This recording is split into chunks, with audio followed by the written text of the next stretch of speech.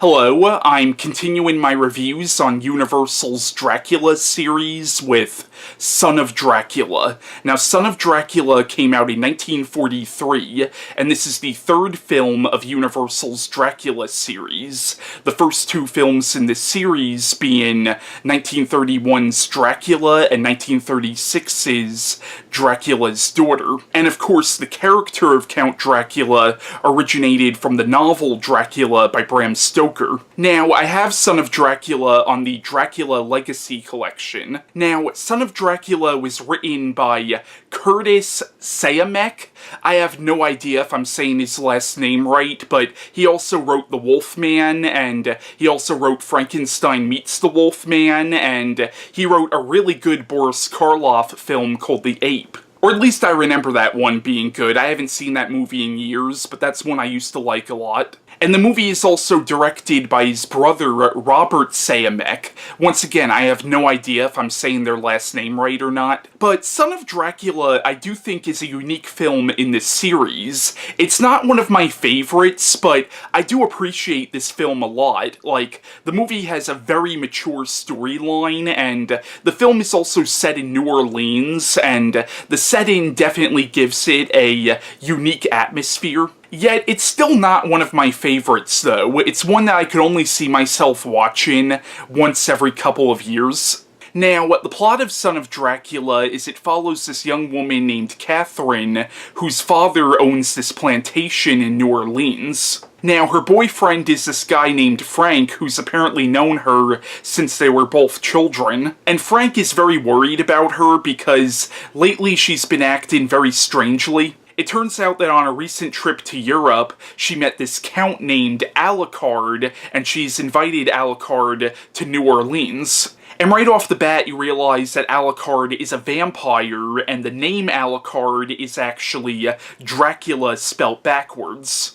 Now, at one point in the movie, one of the characters theorizes that he's a descendant of the original Dracula, but the movie never actually says flat out whether or not he's the son of Dracula. In fact, at one point it kind of implies that this is the Dracula that we know. But it turns out that Catherine has been secretly dating Alucard, and she ends up marrying him. Now, Frank confronts them both, and he ends up shooting at Alucard, but of course, since he's a vampire, bullets go right through him, and they go right through him and end up killing Catherine. And now he's grief-stricken and terrified that he's killed the woman that he loves. And of course, after she dies, Alucard ends up bringing her back from the dead as a vampire. And Frank, he's confessed what he's done to the police, and now he's in a holding cell while they're trying to figure out what's going on. Now, in the movie, there's this doctor named Henry Brewster who starts to realize very quickly what's going on, and him and a scientist from Romania named Professor Laszlo, they now have to stop Alucard.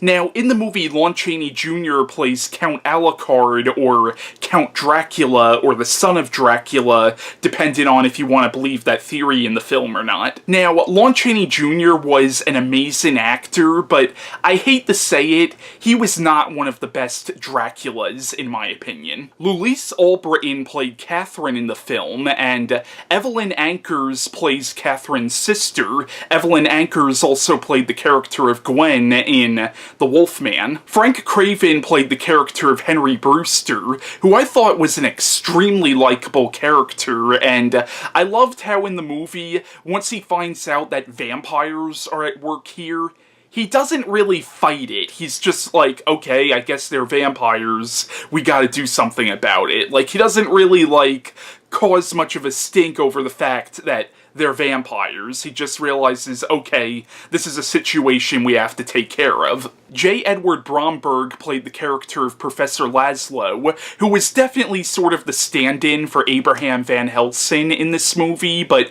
he was a very likable character as well. But for me, the standout performance in this film was definitely Robert Paige as Frank Stanley. Like, you felt so bad for this guy, because not only does the woman he loves leave him, but the woman he loves ends up turning into a supernatural creature, and what he has to do at the end of the film is actually really heartbreaking, and Robert Paige gives a really heartbreaking performance in this film. Now, one thing I want to point out is it does not appear that this movie is in continuity with the first two films of Universal's Dracula series, because at one point Professor Laszlo says that the original Count Dracula was destroyed in the 19th century. Now, the 19th century is when the book was written and when the book takes place, but if you watch the first two films of Universal's Dracula series, it's so clear those are taking place in modern day, as in the 1930s when those movies came out. So this movie appears to be sort of a soft reboot, if you will, and if you wanted to, I guess you could say this is sort of a sequel to the novel as opposed to the first two films. So I recommend Son of Dracula. It's not one of my favorites, but it's still good though. And I do think it's a worthy addition to the series. I just like the first two movies better. Now, a little fun fact about this movie, this was the first time you ever physically saw a vampire turn into a bat on film. Now, Dracula did turn into a bat in the first movie, but you never actually saw him physically turn into the bat. This time they actually show you an effect of Lon Chaney Jr. turning into a bat, and I have to say that, while it might be dated by today's standards, for the time, that was actually pretty impressive.